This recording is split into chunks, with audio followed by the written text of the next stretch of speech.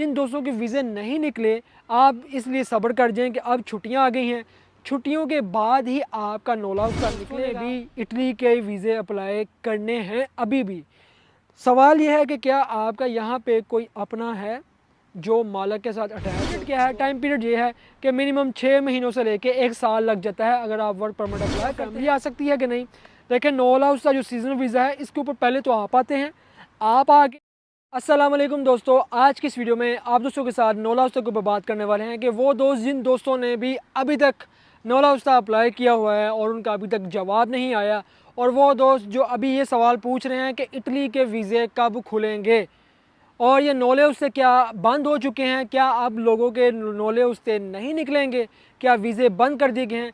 सारे जवाब आज इस वीडियो में। इससे पहले आपसे रिक्वेस्ट है कि इस वीडियो को अपने तमाम दोस्तों तक शेयर कर दें, और जो दोस्त भी हमारे चैनल के साथ नए जुड़ रहे हैं, नए आ रहे हैं हमारे पेज के ऊपर, उनसे ये रिक्वेस्ट है कि आप हमारे फेसबुक पेज को अदील व्लॉग को भी ज्वाइन करें, क्योंकि जो दोस्त भी वहाँ भी वीडियोस देखना चाहते हैं आप वहाँ पर भी देख सकते हैं। तो दोस्तों स्टार्ट करते हैं। मैं आप दोस्तों को सबसे पहले बताना चाहता हूँ कि मैं इटली के अंदर इस वक्त रह रहा हूँ, और बहुत से दोस्त जो पाकिस्तान में रहते हुए इटली का work visa, work permit apply करते हैं और अप्लाई करके फिर यहाँ पर आते हैं वर्क परमिट के ऊपर। यहाँ आकर वो सीज़नल और नॉन सीज़नल वीज़े के ऊपर काम करते हैं, और यहाँ काम करके फिर उसके बाद अपने वीज़े को चेंज करवाते हैं।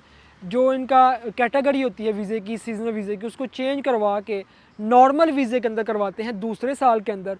दूसरे साल में करवाने के बाद फिर वो नॉर्मल यहाँ पर हो जाते हैं। फिर आगे आहिस्ता आहिस्ता जैसे वो ज़ुबान सीख रहे होते हैं, ये सारे काम करते हैं, फिर वो यहाँ पर परमानेंट भी सेटल हो जाते हैं।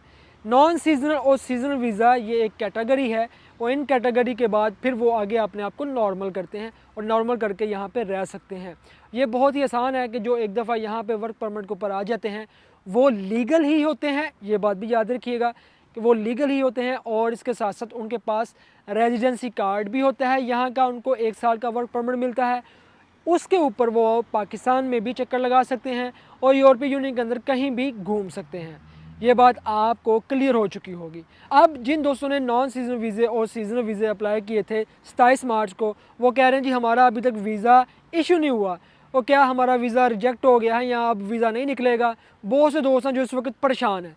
देखिए, परेशान होने की ज़रूरत इसलिए नहीं है कि ये जो महीना चल रहा है, जुलाई का लास्ट चल रहा है, ये आखिर वाले दिन है, इसके बाद आगे से अगस्त है। तो आप दोस्तों को बताता जाऊँ कि यहाँ इटली के अंदर इन महीनों के अंदर छुट्टियाँ होती हैं, जितने भी सरकारी इदारे होते हैं वो बंद हो जाते हैं। अगस्त की 29 तारीख के बाद, अगस्त के बाद आता है सितंबर, मार्च, अप्रैल, मई, जून, जुलाई, अगस्त, सितंबर। सितंबर के अंदर दोबारा से इमिग्रेशन के ऑफिस खुलते हैं और फिर दोबारा से ये प्रोसेस स्टार्ट होता है। और अभी आपको ये भी बताते जाएं कि इस वक्त जिन दोस्तों ने वर्क वीज़ों के लिए अप्लाई किया है, जिन दोस्तों के भी वर्क वीज़े निकल आए हैं, इटली के नोले उससे निकल आए हैं, वो अपना प्रोसेस पाकिस्तान से करवा रहे हैं। पाकिस्तान से करवा के फिर वो यहाँ पर आ रहे हैं। यहाँ पर अब मैं आपको बताऊँ कि अब जिन दोस्तों के वीज़े नहीं निकले, आप इसलिए सब्र कर जाएँ कि अब छुट्टियाँ आ गई हैं। छुट्टियों के बाद ही आपका नोला उसका निकलेगा और उसके बाद आप फिर यहाँ पर आ सकेंगे। ये भी दो सवाल कर रहे हैं कि क्या 2023 में जिन लोगों ने वीज़ा अप्लाई किया है, क्या इसी साल के अंदर उनका वीज़ा निकलेगा। भाई एब्सोल्युटली आपका इसी साल के अंदर वीज़ा ही निकलेगा, क्योंकि यहाँ पे लोगों की कमी है, एग्रीकल्चर काम करने के लिए कोई नहीं है, तो इसलिए आपका वीज़ा इसी साल ही निकलेगा। अब कितनी देर में निकलेगा, मैं आपको एक प्रैक्टिकल एग्जांपल दे रहा हूँ कि हमारे एक दोस्त ने वीज़ा अप्लाई किया था 4 महीनों के अंदर। उसने अपने भाई का वीज़ा अप्लाई किया था और मालिक के थ्रू 4 महीनों के अंदर उसका भाई यहाँ पर इटली, पाकिस्तान से इटली में पहुँच गया था। सेम लाइक इंडिया के अंदर भी इसी तरह है कि इंडिया से भी जो दोस्त अप्लाई करते हैं तो 3, 4, 5, 6 महीनों के अंदर वो यहाँ पर आ जाते हैं, जिनका केस ओरिजिनल होता है। और इस सूरत में कि आपने जिस बंदे से वीज़ा अप्लाई करवाया है, क्या वो इटली के अंदर रहने वाले आपके अपने हैं, तो फिर तो बहुत ही आसानी होती है, क्योंकि फिर आपका काम 110% होता है कि आपका वीज़ा निकलेगा भी और आप यहाँ पर पहुँचेंगे। उसके बाद जिन दोस्तों ने कंसल्टेंट के थ्रू अप्लाई किया होता है, आपका काम होता है आप उनसे रब्ता करें, और रब्ता करके आप फिर उनके साथ टच में रहें, और एज सुन एज जैसे ही वो आपको अपडेट दें कि आपका वीज़ा इशू हो गया है, आप पाकिस्तान में जो भी आपके प्रोसेस हैं, आप अपने सारे प्रोसेस पाकिस्तान से करवाएं, और इनको करवाने के बाद आप बाहर जा सकते हैं। वेल, नोला उस्ता इस चीज़ को लेके जो सवाल ये भी किया जाता है कि भाई क्या अब मैं नोला उस्ता अप्लाई कर सकता हूँ, क्या अभी भी चांस है। तो देखिए, बात ये है कि जिन दोस्तों ने भी इटली के वीज़े अप्लाई करने हैं अभी भी, सवाल यह है कि क्या आपका यहाँ पे कोई अपना है जो मालिक के साथ अटैच हो, जो आपको इस बात की श्योरिटी दे कि हाँ मैं आपका वीज़ा अप्लाई कर रहा हूँ, आप मेरे चाचे हो, भतीजे हो, कज़न हो, जो भी हो, तो इंशाल्लाह ताला आपका वीज़ा निकल आएगा। अगर कोई आपका अपना अप्लाई करता है अभी भी और एग्रीकल्चर फील्ड के अंदर और नॉन सीजन के अंदर, जैसे कि होटल लाइन के अंदर अप्लाई करता है जहाँ पे ज़रूरत है बंदों की, तो अभी भी आपका वीज़ा लग जाता है, लग कर अभी भी आपका वीज़ा आपको मिल जाता है। ये डिपेंड करता है कि जो दोस्त भी यहाँ पर हैं, जिसके साथ काम कर रहे हैं, उनको बंदों की ज़रूरत है, वो फिर अगर आप उनके अपने रिलेटिव हैं तो आप फिर अप्लाई करवा के अभी भी आ सकते हैं। यह ज़रूरी नहीं है कि तब ही अप्लाई करते तो तब ही निकलना था। ज़रूरी ये है कि अगर आपका यहाँ पर कोई अपना है या कोई पाकिस्तान के अंदर कोई ऐसा अदारा है जिनके पास वीज़े हों, तो वो आपको दे सकते हैं और आप उन वीज़ों पे प्रॉपर तरीके से लीगली यहाँ पर आ सकते हैं। जो दोस्त पूछते हैं कि इटली के वर्क वीज़े की कितनी फ़ीस है, कितने पैसे लग जाते हैं, प्रॉपर कितने एक्सपेंस होता है, तो देखें अगर तो कोई आपका अपना है, आपके घर से है कोई, तो फिर आपका एक्सपेंस 3, 4, 5 लाख रुपए होता है। अगर आपका कोई अपना नहीं है करने वाला, आपने खुद ही सब कुछ करना है, आपने कंसल्टेंसी से सब कुछ करवाना है, तो फिर याद रखें 10, 15, 20, 30 आगे कोई लफ्ज़ नहीं है कि वो डिपेंड करता है कि जितने लोग बीच में होंगे उस हिसाब से वो आपसे चार्ज करते हैं और चार्ज करके फिर आप वर्क परमिट पे आते हैं।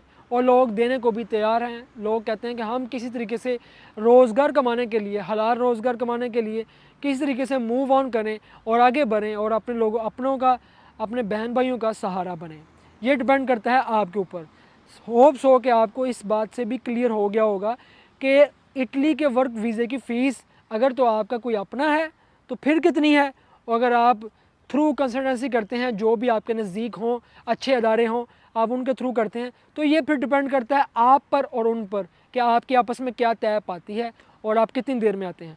टाइम पीरियड क्या है? टाइम पीरियड ये है कि मिनिमम 6 महीनों से लेके 1 साल लग जाता है। अगर आप वर्क परमिट अप्लाई करते हैं तो 1 साल के अरसे के अंदर आप इटली में पहुँच सकते हैं। मैक्सिमम मिनिमम 4, 5, 6 महीने से लेके 1 साल तक आपका इतना टाइम लग जाता है। एज क्या है?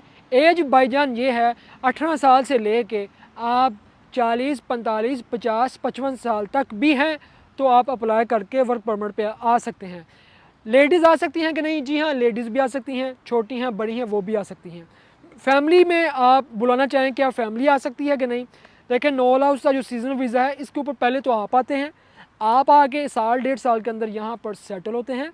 सेटल होने के बाद 2 साल लग जाते हैं, आप अपने वीज़ा पेपर को नॉर्मल करवा लेते हैं। यहाँ पर फिर आप अपना रूम या घर रेंट पे लेते हैं। उसके बाद फिर आप अपनी फैमिली को आपके टैक्स के हिसाब से आप बुला सकते हैं। वेल, इस पर भी वीडियोज़ आएंगी इंशाअल्लाह, जल्द मैं आपको इस हवाले से भी बताऊँगा।